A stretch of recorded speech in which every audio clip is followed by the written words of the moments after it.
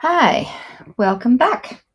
We're ready to do number 17e/2, the second seam finish here that we're going to talk about under 17 and knit seam finishes.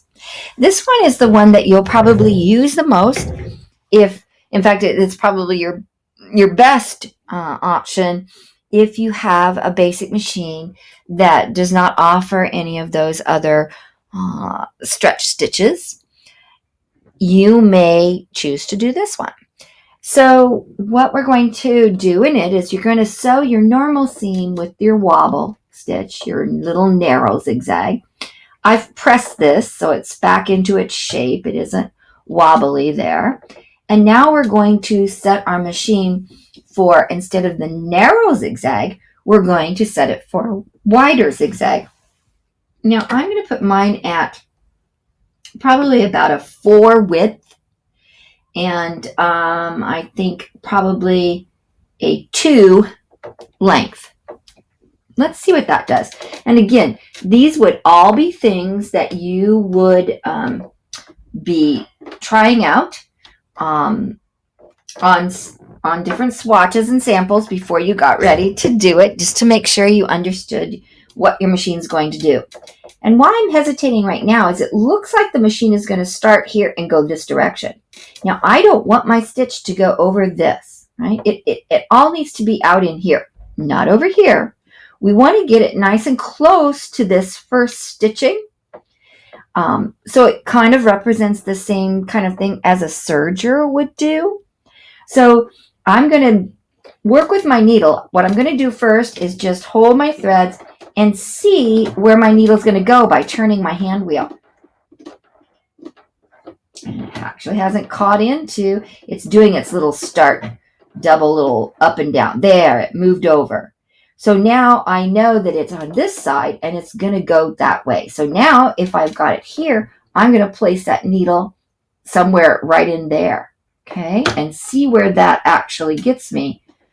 If I lower my pressure foot and I lower my needle, one more trip into it. Okay, it is right next to it. Now I'm going to have to watch. I am going to hold my thread for the first couple of stitches, but I need to be watching that this stitch doesn't get any closer over in here. Like if I start to veer like that, I'm going to go cross over my stitch and end up out in the body of the project. And you don't want that because it'll make a pucker in your seam line.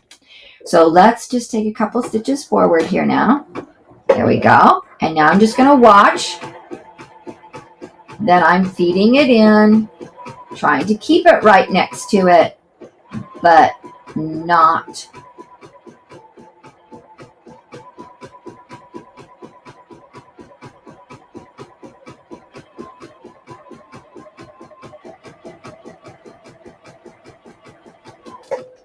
all right.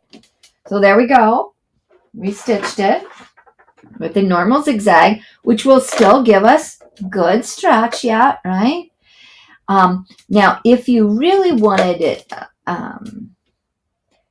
tightly done together, but give you, the most maximum stretch, let's say you've done that, you had the knife or the lightning, and you did that here, and now you're going to come back over here, I would use the triple stitch zigzag, and that would maintain maximum stretch if you were trying to do something that you wanted to be very secure, but you also know that it is going to get stretched and pulled a lot and heavy duty wear that way. So now we will come and trim this away.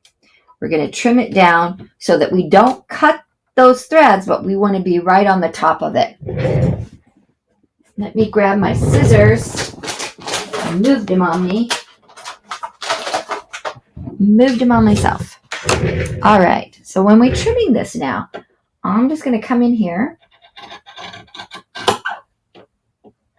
and trim it right like this, but not touching one of those stitches, because then I would have broke the stitch and we wouldn't be wouldn't have the elasticity that it did, and then you're going to have a broken thread, and it will eventually start to undo all the others. So there is the zigzag, zigzagging them together, very nice and narrow there. Now you could press this to one side or the other, and you could still do something decorative out here. But if you plan to do that, you probably want to leave a little more than just this nice narrow. But this is a nice way to get it nice and narrow inside and not be worried about having a lot of bulk on the inside. Okay, that does it for 17e/2. See you on the next one. We got one more.